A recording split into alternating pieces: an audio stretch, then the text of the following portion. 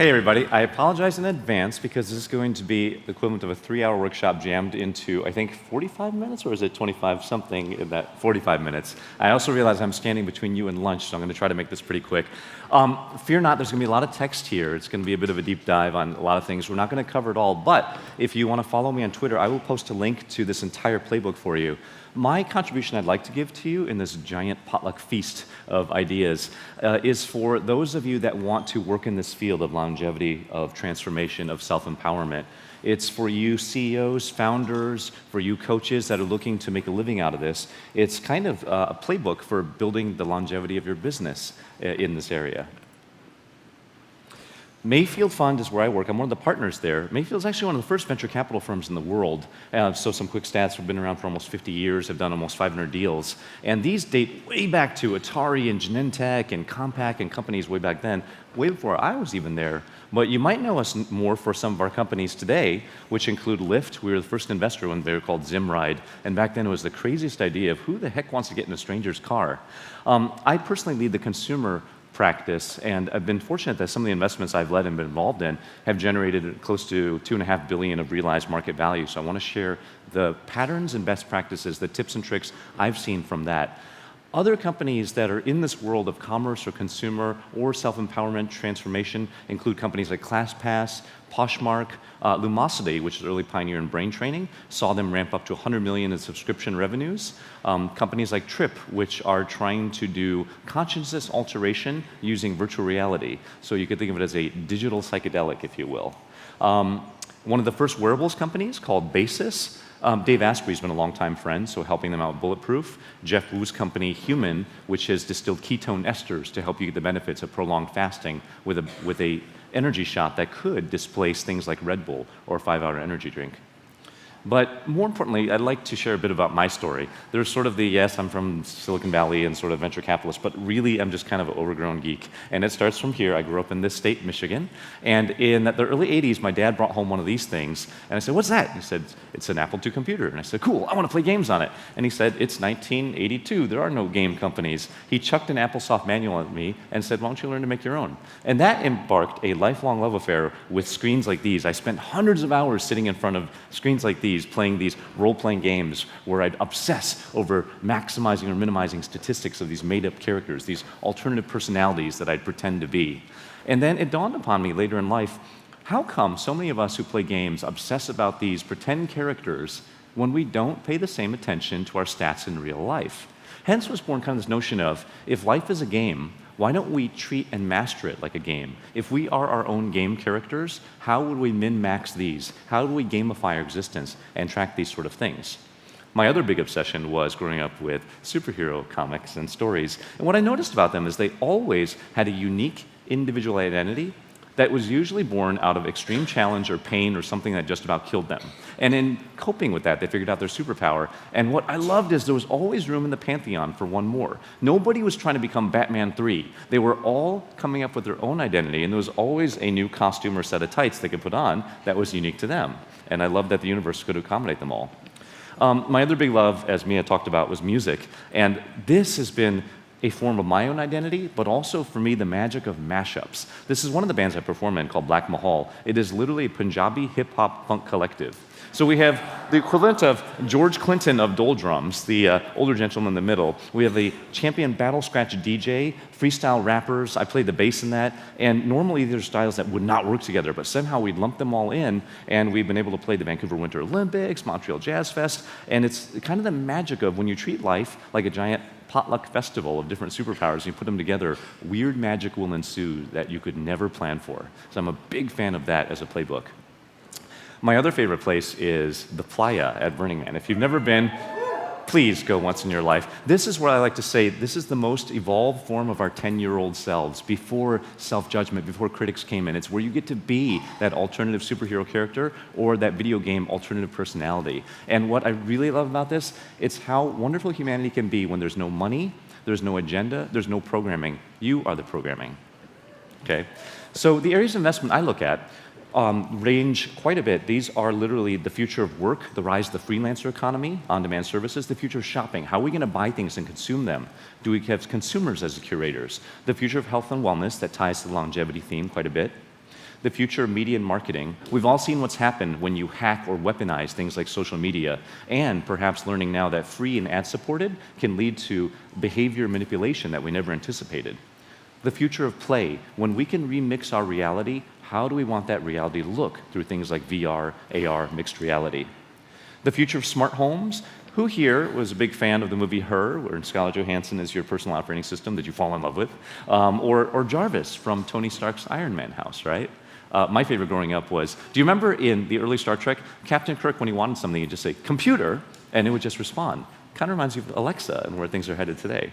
But the bigger picture is trying to look at where we're headed for the future of literally everything from money, capitalism, voting, the future of food, the future of death.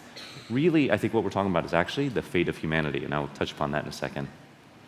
So what is going on? What's around the corner? Is it all gloom and doom? Here's the big trends to watch out for.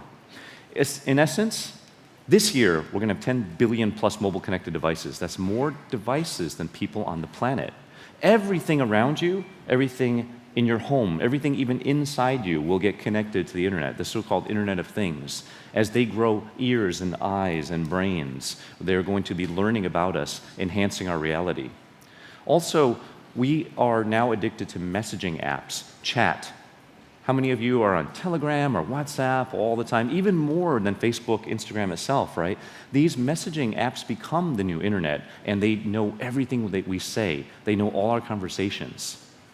This creates this huge digital footprint, this digital exhaust of all our behavior.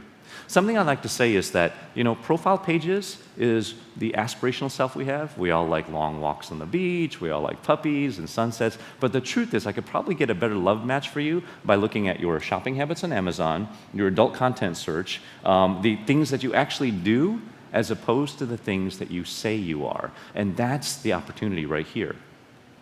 Where we're headed. So I was a PhD fellowship student in control systems engineering, and control systems is just one big loop. It's a feedback loop. And the theory behind this whole thing is that you observe it, you measure it, because you can't control that which you don't look at. Second is you analyze it. How do you make sense of it? Once you can analyze it, you can start to tweak it. You can write it, you can give some feedback to control it, and then you can improve or optimize it. You can evolve it. This loop is the framework I think of for how we can systematize self-improvement. We could hack the world, hack our environment, and this feeds into, I think, the key ingredients for longevity. I was early on a proponent and practitioner of quantified self. I remember meeting Tim Ferriss at Summit Series, and he had just done a subdermal implant. And I said, "Dude, what are you doing?" He's like, "I want to track my biosignals in real time." Dave Asprey, Dan Party, these are all friends who taught me a lot of the practices that Ben had talked about earlier. And it's amazing what you can do when you start to hack your biosignals, right? But the principle behind quantified self also extends to life in general. What happens if you take the same measurement optimization loop and apply it to work? I can analyze all your emails. I could look at the email open rates. I could have AI then help you write your emails better than you could. Quantified play and entertainment. By tracking what you watch, what you read, I might know what to recommend you next. Netflix has built a pretty big business out of that. Quantified commerce and consumption. Amazon knows everything you're buying in real time, trying to suggest, trying to predict what you'll get next. Even attention and intention. Looking at your browsing habits, the YouTube videos you watch, your Instagram, rabbit holes. How many of you have spent time where you're on Instagram, next thing you know you've looked at 45 minutes worth of donuts and then thinking, "Oh God, I didn't mean to do that," right? That's because that endless news feed knows what rabbit hole you're going down and feeds you more of it. I even think you can quantify love and relationships. If you look at messaging patterns, frequency, words, you could probably predict when two people are about to fall in love. Quantified home, pet, baby, parent. It applies to everything in life. Sports, learning, creativity. These are all things that can be measured, understood, enhanced. So we're going from simple quantification where you measure things to then using technology to understand it and then help us get better at things. That's my main thesis on this whole area of longevity and the business of it. Really, what we're going to have is this entire digital selfie of your life. All aspects, health, work, money, environment, content. You will basically be a data portrait of your actual behaviors. In the old days, your whole life was summarized in a one-sentence obituary in the paper. You were born this year, died this year, you had this many kids, and that was it. Pretty soon, your next sort of obituary, if you will, could literally be an entire day-by-day, second-by-second representation of everything you've ever done, seen, thought, said, texted, etc. That digital selfie will be a composite reflection of your entire life because the behaviors are there and trackable now. Where are the business opportunities for this? How many of you have felt frustration in scenes like this? Or this, or this, or this? These experiences are all going away really fast, and this is where you can make a lot of money by helping get rid of these things, because humans hate now dealing with these sort of long waiting, forced face-to-face kind of cues that we used to suffer with. Instead, you'll have experiences like this. This is an early Silicon Valley startup called Magic, where you literally could text anything. And then you would have things like flowers show up to your mom, or you would have a car show up to pick you up to the airport. And the thing is, you couldn't tell, were you talking to a human, AI, or both? Now, we've gone so far that a startup called Lark has shown that by having a pocket coach therapist could be more efficient, have better efficacy than actually in-person visits with a therapist for 1 hour. They just got FDA approval and now can be prescribable. And this is showing better efficacy than live therapy. But why? Why are we working on all this stuff? What's the point of this? This is actually nothing new. For millennia, since time immemorial, human beings have been looking for frameworks to understand our behaviors, to be able to shape them, to figure out which Star Wars figure are you? You always remember those social quizzes, that personality profiling. We've been looking for that for years and years. Actually, I like to say the fortune teller, the soothsayer, is the world's second oldest profession. So it was first about selling you the tea leaves, but really selling you what do these tea leaves mean? What is the interpretation of that? And I would say that, the roots of longevity, self-improvement, were in this so-called self-help industry, the $10 billion of books and seminars and DVDs and workshops. What does that actually get you, though? It gets you a lot of information, but not necessarily a lot of help in getting people to transform. Where is the money behind this? If the 80s were about Richard Simmons and getting people woken up to the notion of physical fitness, if the 2000s were about understanding the fitness of the mind and the importance of mental health, I would say we're headed towards now the fitness of your soul, your spirit. I like to define longevity then as kind of self-development 2.0. This is where we can bring together old meets new, east meets west, sensors and the sensei, tech and wisdom, data, intuition, AI, and spirituality. Or I like to even say math meets magic. The formula that I think is kind of interesting is, until now we've had a lot of coaches, we've had a lot of one-on-one training, but when you can combine that with the always-on, see-everything nature of AI machine learning, combining that together can create this notion of what I call precision wellness, where you've got continuous measurement, remember, tracking everything, but then you can have optimization with coaching. Human coaches that are scaled up by being able to serve thousands of clients at once because they have AI agents working and understanding what's going on. That shifts this notion to having an always-on concierge, a curator for all aspects of your life, and being able to supplement that with a tribe, cohorts and communities of people going through the similar challenges and transformations that you're undergoing in all these aspects of your life. It's kind of moving towards this notion here. I just love this movie, Her, where Scarlett Johansson is your personal operating system. The vision could be your own pocket angel, living on your phone. Could become your best friend, your lover. It is maybe the technological version of the old mirror, mirror on the wall. But really, at its best, I think it's decision support. And what I mean by that is, we are overloaded by the number of choices that we have to deal with in this world. You go to the buffet at lunch here, you have more calories than you could shake a stick at. You go on Netflix, there are so many shows. I don't know if you have this, but I go to binge watch something, I spend 30 minutes just looking through the choices and never end up watching anything because I couldn't figure out what to choose. Amazon, do a search for red shoes, 1,000 pages to search through. It's actually too much. We're looking now to get help with offloading that, because every choice you make is cognitive load. It actually tires you out to think about those things, right? So where I think we're going is, if we have this better machine intelligence, it leads to better human intelligence, maybe better humans. It's an area that some of us, like Mikey Siegel, Nicole Bradford, former AFester, has called transformative technology or consciousness technology. There's a whole stack of technologies in this area of human improvement, longevity. Sensors like wearables, data technologies like analytics. There's genetic technologies like CRISPR, where you can edit your genes as simple as copy-paste Word document processing now. Chemical technology, smart drugs, psychedelics, material science advances. Neurotech, EEGs, fMRIs getting smaller and smaller, accessible to everybody. Cyber technologies, where we're going to be able to hack our wetware, our biology, our neural interfaces. Behavior technologies, this is the ancient wisdom, coaching, social psychology, therapy, group meditations. Spiritual technologies fits this as well. These are a combination of human practices as well as cutting-edge data, hardware, sciences as well. This does lead us to a brave new world, but it's not necessarily all shiny there. Could we have technology that helps us self-regulate and transcend, help us navigate this world of way too much abundance, way too many choices that we have to deal with? We're moving away from just having the attention economy, the Facebook economy, to what I think of as the story economy. The biggest thing of all is helping people figure out what is your identity, your personal story, expressing it, sharing it, figuring it out. We're going to see the rise of super and transhumanism because of all these augmentations, and maybe, just maybe, we're headed towards this notion of a collective consciousness. That's what maybe neo-tribalism is all about. This could also lead to a new cybernetic divide. William Gibson always said the future is already here, just not evenly distributed. What that means is early adopters, or sadly the rich, are the ones who get access to things first. What if we create a divide where you have post-humans and then everybody else? There's a wonderful book I like. It's a science fiction trilogy, which I think is the successor to The Matrix, called Nexus, which is a wonderful read on a science fiction version of this, as well as Yuval Harari's Homo Deus on where things are headed. All in all, though, technology is neither good nor bad. Like all things in life, meditation, drugs, etc., it's just a tool. What matters is the intention and the energy you bring to it. What are you trying to do with it?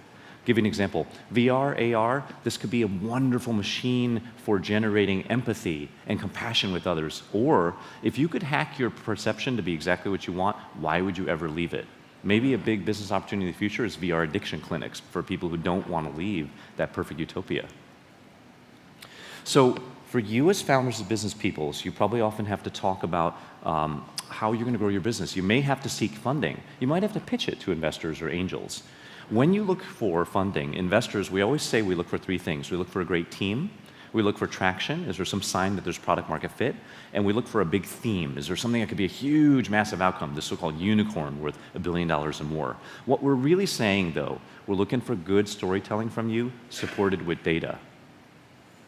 Why? Everything in life is storytelling. Fundraising is storytelling, recruiting, sales, business growth, building your communities or making a movement. Even when you sell your company or go IPO, it all hinges on your storytelling ability. And the core of all stories is the hero's journey. If you know Joseph Campbell's template, every story is the same meta story. There is a reluctant hero, gets thrust into a magic world, gets mentors, enemies, faces an existential challenge, figures out some way to deal with it, and is transformed and returns home. This is the prototype for every business, every self-transformation journey. Every tribe has to go through this. This is actually the core of every good business. It's the core of every good life, actually, to me. So think about you when you are designing your product or service. Are you engineering a player's journey, a hero's journey for your user, that they go from being a newbie to becoming onboarded, they become a regular, and then someday they become a leader or elder? If you can architect that, it's a wonderful way to look at how your user advances over time. In fact, game designers even build this into how they architect products. There's the onboarding phase for newbies, there's habit building loops, and there's even a mastery level when you become a guild or team leader. So you can bake that into your service. My friend Nir Eyal writes a wonderful book on habit design, and it's all about trigger theory, which is that you have to design triggers that lead to good actions, you reward them right, and that you create investment in that habit to have an ongoing behavior. So Nir Eyal, N-I-R-E-Y-A-L, is a wonderful person if you want to learn about designing these engagement loops. If you want a successful business, though, you ultimately have to know, what business are you in? What is that business model? What are those archetypes? And that's what I want to kind of walk through in this section. Again, there's a lot of text here. I'm not going to cover it. I'm going to put the link for this deck up on my Twitter so you can have all of this and read it. But there's classical business model archetypes. You've got, product maker, you're a manufacturer, you could be a merchant, you could be a community, distributor of content, you could be a coach, you could be a trainer. These are classic business models. But really what's worth asking is, what are you selling? Are you selling a product? Is it apparel? Is it supplements? Is it devices? Are you making that product? Is it your own brand, or are you curating and collecting third-party products and selling them together? Are you selling software, apps, chatbots, maybe even AI? Are you a content vendor? Are you providing paid or ad-supported content. Or maybe you're a marketer. You're endorsing, you're an influencer, you're sponsoring, you're certifying things. There are many different things you could sell here, all the way down through you're producing paid events and gatherings. You could be a nonprofit. There's newer models. You could be selling tokens and cryptocurrency of what you're doing. You could even be selling money itself. You could be offering financing, lending, leasing, fundraising. These are all different types of things that you might be selling. But I kind of want to give you a little advanced tip. Did you ever play that game, the fortune cookie one, where you open your fortune, at the end you tack on in bed?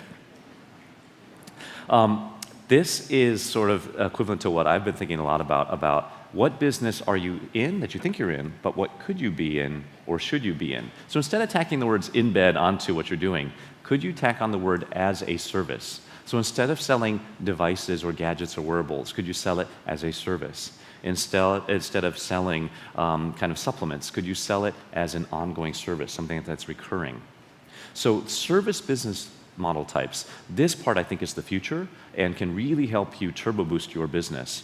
There are the basic things we've seen in the self-help industry until now, which is help me track something, that's data, research, help me understand it, that's coaching, training, education. There's help me make something, which is design and manufacturing services, help me market it and promote it, advertising, influencers. But the big opportunity, you know how I talked about we're overloaded with too many choices? I think what we really need is to help people get away from just having tools and information and education to helping me do it. It's really offloading all of that work because even for me as a hardcore body hacker and then studying ketogenic diets and all these supplements, the list of things to keep track of that Ben walked through, I took copious notes. There's at least 50 things there to do. But it's almost even easier if somebody takes away all my choice in the day and says, here is what you do, you have no choice. That's actually how celebrities, Fortune 500 executives do so well. They have personal staff that removes choice, tells them what to do, they don't question it, they just follow it. So can you, for your business, instead of giving tools and information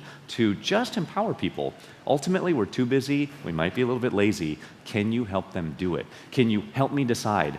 More than that, can you help just do it for me? Can you offload it for me? Can I outsource it to you? Can you automate it for me?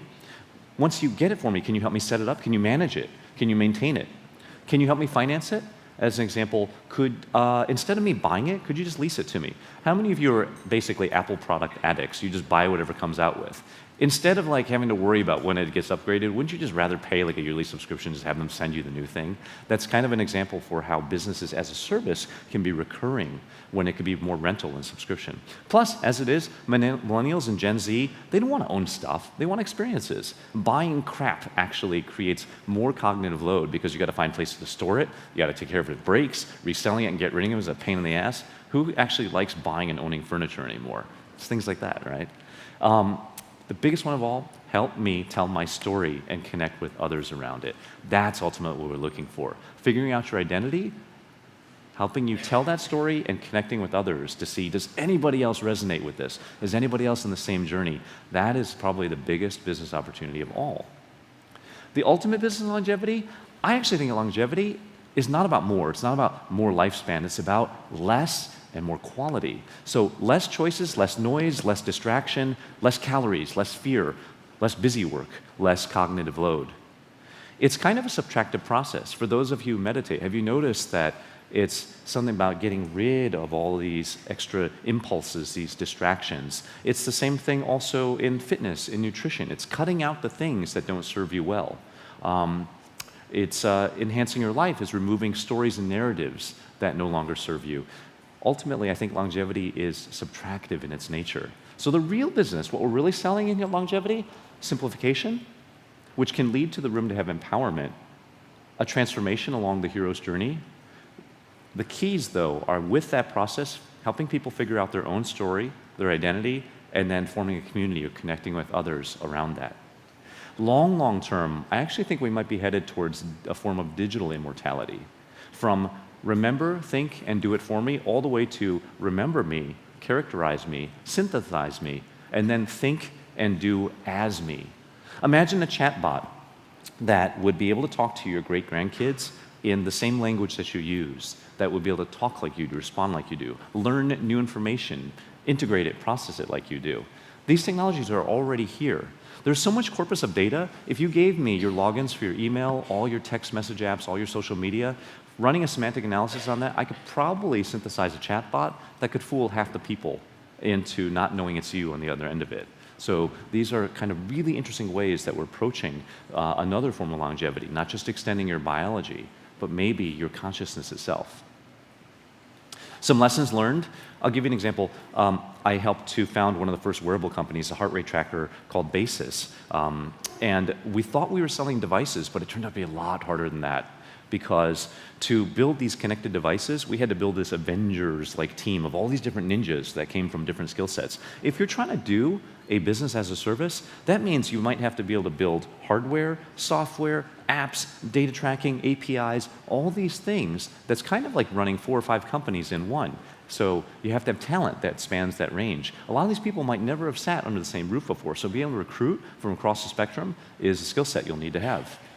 Second, the notion of don't just build it and they will come. Maybe you could pre-sell it, you could crowdfund it, you could do an ICO around it on crypto. It's a really interesting way to reduce your risk around it and test product theories before you have to invest in making stuff. Quick example, you could run just on your credit card a Facebook ad just to see would people sign up on a wait list before you actually commit to building something. You've got Kickstarter as well. Another thing I like to say is we're no longer in the business of getting customers and audiences. We're trying to build movements. You want communities that will have ongoing support for your product and ongoing demand after that crowdfunding campaign. You know that you have a community when users are sharing stories of how they use your product, service, event, whatever it is, that you hadn't even thought of. If they come up with ways that it helps them, that they explain to others, that it wasn't even in your marketing copy, you're onto something there. Another advanced trick for you is bundling. This is a great way to add extra margin into your product. A lot of times you might think, oh, I'm selling a new supplement or I'm selling a new tracker for my breath or whatever it is. Humans, we are a little bit kind of like lazy in nature, but we also kind of sometimes want the easiest decision-making factors for us. So as an example, in your shopping cart, if you have sort of a basic plan, silver plan, gold plan, if you default it to the deluxe starter kit and you add extra straps and batteries and extra 6 months of subscription and buy one for a friend, most people will just accept that. And what's nice is those extra accessories, the extra battery packs and whatnot, it's usually pure profit margin, and you can boost the amount that you're selling and people will default right to it. When people believe it's good for them, they simply want the best package. Another advanced trick from Dan Ariely, a great behavioral economist, is the notion of, in your shopping cart, always have the VIP baller plan. And that might be the lifetime subscription or something like that for some outrageous price. You'll be surprised, 0.1% of your customers will convert and buy that thing. The secondary benefit, it will lift the next highest plan up by 7% conversion rate. That means if you had a gold plan, that'll go up by 7% because people will see the super lifetime baller plan and say, the gold plan's not too bad in comparison. So there's little tricks like that. As I talked about, think of everything as a service. Since software and services are eating everything, hardware, consumer packaged goods, how can you make it a recurring service? It's more healthy for you as a business because you have more repeatability and forecastability as well. As we talked about before, many of us in this room do a lot of coaching, we do a lot of lifestyle design, we do a lot of teaching. The notion is, instead of one-time coaching, can you, or a limited number of clients you can support, can you supplement that? Can you provide concierge-like services? Can you provide ongoing tracking? Can you use automation, machine learning to help you scale up and support thousands of clients at once without degrading the quality of the connection you're offering people and giving yet around-the-clock service by automating some things? I'll give you one example. Text messaging with templates is a great way to do daily data collection. You ever notice if you're a teacher, you answer the same questions over again and you're just looking for input. How was your week? How was your day? Those things can be automated by bots, agents that can handle that for you. And then you, as that concierge, can look at the exceptions or the yellow flags as they pop up. Hence, you might be able to do 10x the number of clients that you could support otherwise before. One of the main points of this too is if you used to just sell data, know-how, information to people, it's good, but it doesn't really change behavior. People need the human touch. You need that other person who is your concierge, your coach, that adds a little bit of fear, a little bit of accountability. It gives you a bit of that bedside manner. So I've always found that this human touch of coaching is superior to just data, just dashboards, just sort of information recipes. There's also this notion of the channel dance. Who are you actually selling to? Many of us here start with direct-to-consumer. We're doing e-commerce, we're doing infomercials, we're doing all those sorts of direct selling. But if you really want to scale your business, you might get to 10, 20, 30 million a year on direct to consumer, but where things really start to explode to the 100 million level is then when you start to be able to sell to employers. The thing is, if consumers like it, employees and HR benefits managers will look at it and say, I need that for my employees. That's what happened to companies like Fitbit and others. And if employers start buying it in bulk and offering it to employees as a subsidized sort of purchase, more employees will pick it up. And if employees and employers really pick up, insurers and payers will start to look at it. And that's how your business can turn into the billions of dollars mark. But it's an interesting channel dance that you start with consumer that goes to employers. If you get employers, that'll lead to the insurers and payers. Never go the other way around, because if you start trying to sell to the insurers and the healthcare system, you could just run out of money and be beating your head against the wall for years trying to crack into that, as opposed to getting organic adoption. So, got 10 minutes left. I'm going to buzz through some of these again. This is going to be on the deck that I'll put out for everyone to see. But in commerce, what are the opportunities? I still think there's a lot of room for all of us entrepreneurs in the room to make money outside of just selling against Amazon. Selling for Amazon against Amazon is tough. They always win if you know what you want to buy.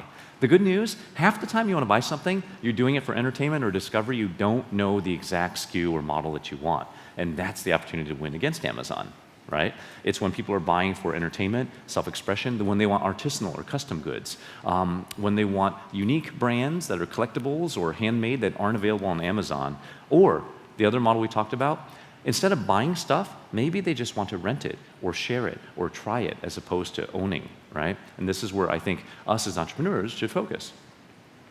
The playbook that we've had in Mayfield is something I call the 3 C's, and this is great for next generation commerce and service and product companies. It used to be you focused on one of these 3 C's. The first one being, are you a content company or a curator? Do you tell people what's cool? That's the old magazine business. Here's what's new, here's what's coming. The second C is you might be a community, like a Reddit or those old forums like homeavforum.com, where you'd host discussions about things, where people could geek out about products. Or the third is you were a commerce company. You were actually selling this stuff. Today, to be a world-class company, you might actually do all 3 of these. It's like you are the magazine, you are the online discussion forum, and you are the marketplace all in one. If you can do that, you get a really wonderful virtuous cycle around how your business operates. There are also 6 other emerging C's which are kind of fun that I encourage people to look at. Crowdsourcing, the wisdom of the crowd. Your users might know your product or what to build better than you do. Get their input, deputize them, recruit them as the merchandiser, the buyer, maybe even the designer of your next product or service. If they do that, they'll even pre-buy it. They'll do pre-sales, they'll crowdfund, and tell you that they're ready to buy, right? If you are building a community out of your users, they also want to trade with each other. So this notion of C2C marketplaces. Enthusiasts, passionate customers, they want to buy, sell, trade their stuff with each other and do a lot of shared storytelling in the process. You can offer coaching and concierge on top of this to help people manage their lifestyle, offload decisions, tell them what to get, buy it for them, set it up for them, do it for them. We're going to have then conversational commerce, chat bots, messaging bots, which help automate that process to be in touch, like Scarlett Johansson, that movie Her, talking to your customers around the clock all the time, hearing their stories, interpreting them, telling them back what is it that they're actually looking for, what should they get next. And then cryptocurrency. Maybe your next company is an network protocol. Maybe it's tokenized. Maybe you do an ICO on it instead of a traditional corporate model. If you are in the product and service business, I highly encourage you to see if you can make first-party products, have your own brand over time. Even if you just do kind of a private label, maybe you start by curating other great products, but then you start to introduce some of your own brands on top of it. Costco has done this then with Kirkland brands. Best Buy has done this with their Rocket Fish brands. It's wonderful to build up more profit margin and more exclusive products you couldn't find on Amazon. So how do you know if you've got a good business? Key metrics. What are the numbers that can tell if your business is scaling pretty well? Well, it's not just the amount of revenue. A lot of entrepreneurs will pitch me and say, I'm doing 100 million of revenue a year. But the real question is, what's the quality of that revenue? Quality is defined as, what are your gross profit margins? And the real litmus test is what is known as a contribution margin. After you strip away marketing costs, warehousing costs, returns, credit card processing fees, all those sorts of things, what is the actual contribution margin profit that comes to that. If you're doing over 20%, that's a world-class business. If you've got high gross profit margins of north of 50%, it's a good way to start. But if you're only selling other people's products and Amazon has squished you down to like 10, 20% gross margins, that's really tough. That's like basically living on oxygen-deprived kind of lifestyle right there. The other notion is to grow your business, there's something called a payback period versus your CAC. CAC is your customer acquisition cost. How much money does it take for you to get a paying customer? How much do you have to spend on Facebook ads, Google, et cetera? And then how long does it take you to get that recovered? World-class metrics are if you can, on this contribution margin basis, pay back your cost of acquisition within 3 to 6 months, you're doing something really well. If it takes you a year, 2 years to get back that acquisition cost, that's really tough because what that means, you get this growing gap between how much you grow versus how much you're returning your investment on getting new customers. The other health metric is how long does it take to double your cost of acquisition. If you can do 12 to 18 months, that's pretty strong. And then my favorite hack of all, instead of one-time purchases, can you turn every customer into a recurring revenue opportunity? Could you do subscriptions? Can you do bundles? Can you be a leaser, a financer, a lender? If you can do that, you get this wonderful repeating and building revenue stream instead of just a one-time episodic kind of sale. If you are selling products or services, see if you can get this mix between your own produced brand and maybe curated products somewhere in the 50-50. Why not just do 100% first party? Actually, something we found is if you're trying to get more share of wallet in a category, let's say you're doing organic soaps or something like that, you will expand your share of wallet if you've got a good mix of your own products that are unique, that stand out. That helps people remember you, and you have competition power against Amazon. But if you also can curate the other stuff they want from other brands, you will eventually capture more share of wallet in that category for them. So something we've seen that's really powerful, if your mix is 50% your own unique products, 50% curated products which fit the customer need, you get more share of that category and your overall profit margins go up. Some other key metrics. How addicted are you to paid acquisition? How much do you have to spend on Facebook ads to get more users? Ideally, if you could be doing 50% of your traffic or your business through organic channels, meaning word of mouth, referrals, non-paid, that's a really, really good sign. It could be that you've got a movement going on. If you are doing paid acquisition, try not to be just dependent on Facebook or Google. In fact, ever since Facebook's been criticized for a lot of the data hacks they've had, Facebook paid spend is actually going up in terms of how much it costs to get a new user because they're able to use less and less targeting. A lot of our companies have seen the cost of acquisition on Facebook is going up, that paid acquisition spend per user, because they're unable to target as much. They have to be very careful with how much data they're using now. Can you use other channels like Instagram, Reddit? Nextdoor is one that hasn't been thought about a lot, but there are other platforms out there you could use for paid acquisition. Okay? Like I said before, community effects. You know you're doing well if it's not just a customer you have, but you're inviting them to share their stories. How do you use the product? What other products do you use it with? What is your setup? What's your configuration? Because really, if you think about it, your customer's journey, their experience begins when they get that box from you, when they get that beginning of that service. You want to invite them to share their story because they'll recruit with others. And your product is really meant to help them figure out their story, their identity, how they improve themselves with it. There's a lot of case studies here. Some of my favorites are Peloton. You would have thought it was just a simple fancy exercise bike, but it's really exercise bike as a service. It's useless without the cloud-connected classes, and so they're really a subscription company. Same thing with e-commerce. Companies like Trunk Club, Dollar Shave Club, they turn their customers into repeat subscribers instead of just one-time purchasers. In the world of longevity and precision wellness, Illumina has created mass genetic sequencing for everybody, bringing it pretty close now. We're well under $1,000. We're probably approaching $100 per genetic sequence. This opens up all new personalized wellness opportunities for your gut biome, like uBiome. Companies like Helix, where they'll take your genetic sequence and then try to personalize everything from your supplements to the food to the fitness regimen you should have, right?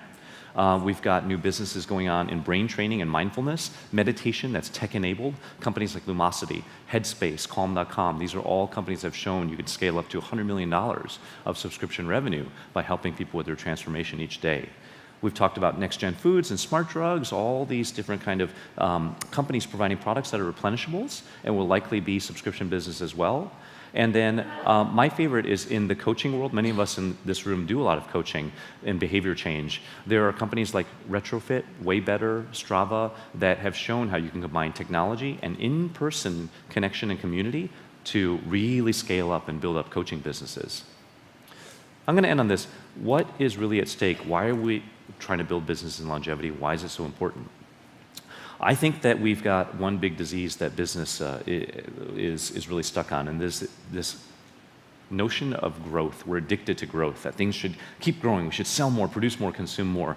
The thing is, the only thing that grows nonstop in nature is cancer until it kills the host organism. I think we need to move beyond mindless consumption. And so what we're trying to do is rewrite what are markets, what are corporations, are we moving more towards things that can help us share more, reuse more, maybe spend less, but spend more wisely, spend better. Remember that notion of getting rid of too many choices and getting down to what serves you the most. If anything, I think we're in a battle with our monkey and our lizard brains that always wants more sex, more novelty, more calories. We're trying to shift from the scarcity mindset to this abundance mindset. I think that's what future businesses will be built on. And if anything, it's maybe hitting a planetary equilibrium, because basically, let's face it, we got 30 years to figure out how to feed 12 billion plus people when we have a planet that mathematical models show support 3 to 4 billion people maybe. So really, I think with longevity, with this consciousness technology, it's our duty as a species. We're trying to reach the next rung of the evolutionary ladder. And to do that, we got to get beyond this current adolescence phase we have when we're addicted to more stuff, more production, more content, more news. What we really want, I think, the mission, as Ben talked about, knowing your purpose, is your business helping everybody do one of 3 things I think humans were put on this planet to do? First, heal whatever trauma or challenge, that superhero kind of existential crisis you're facing. It might even be whatever you inherited from your parents or their parents before them. If you can help them heal and understand that, you give people the freedom to figure out what is their truest form of play, what is that makes them feel most alive, they were put here to do, puts them in that flow state. And then the biggest hack of all, if you can turn your play into something beyond ego, beyond achievement, into a form of service, that, I think, is the biggest playbook of all. And that, in many ways, is invaluable and is actually when people take what they're put here to do and use it as a form to help the rest of the world, have it as a gift and offering to the whole universe itself. So I hope that is helpful for folks, and thank you very much for your time.